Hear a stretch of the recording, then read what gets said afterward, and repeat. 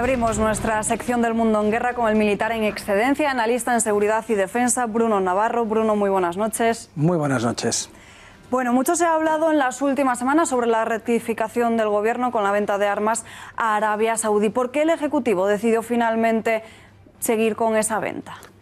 Antes, si me lo permitís, sin duda. Como no puede ser hoy, 20 de septiembre, tengo que felicitar desde aquí a todos los que nos ven y nos escuchan en este momento y que en algún momento de su vida o ahora mismo han vestido o visten el uniforme de la Legión, puesto que hoy se cumplen 98 años de su fundación, esa Legión que también ha servido, sirve y servirá, mal que le exprese a algunos, a España. Pues felicidades a todos ellos desde aquí. Y hablando de la venta de armas, la semana pasada estábamos hablando aquí mismo sobre esa venta de armas, congratulándonos por la buena decisión, ¿no?, del Ministerio de Defensa, era algo bueno, ¿no? El problema es que, porque no podíamos garantizar que esas bombas saudíes no se utilizaran, no podíamos sencillamente garantizar que no se utilizaran para bombardear civiles.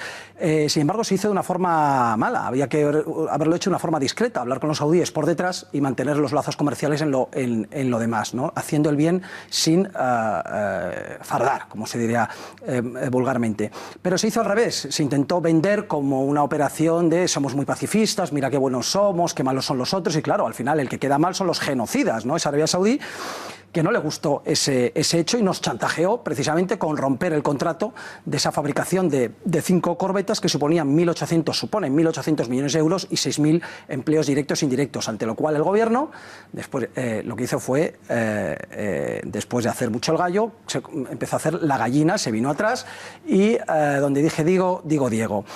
¿Qué excusa puso el gobierno? Pues que esas bombas son muy precisas. Ya, hombre.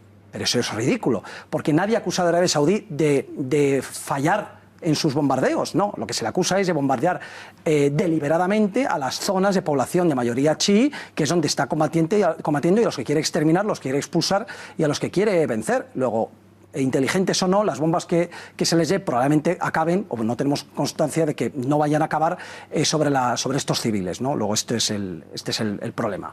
Además del conflicto exterior con Yemen, ¿cuáles son los problemas internos de Arabia Saudí?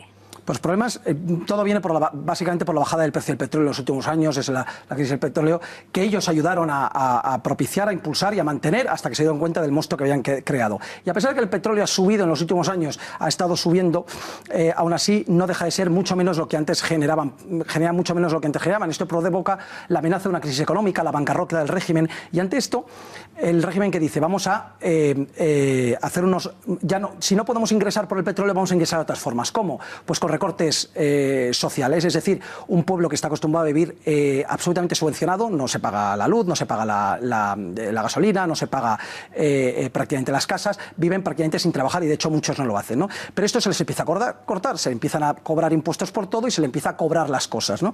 Entonces esto crea a continuación un malestar entre el pueblo vive sometido, pero dice, dame pan y llámame tonto, no me importa vivir sometido en una dictadura absolutista, en una monarquía absolutista, si a cambio me dabas lo que me dabas, pero si ya no me lo das, yo empiezo a rebelarme. Ante estos conatos de rebelión, lo que hacen es optan por darles algo. No te puedo dar el dinero, que ya te lo tengo que quitar, pero te voy a sustituir con algo. ¿Qué te doy? Algunas libertades, pocas, tímidas.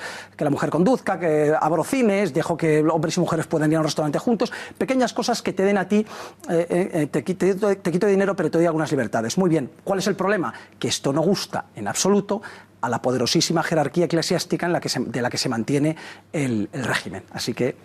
¿Qué papel juega la jerarquía religiosa salafista saudí?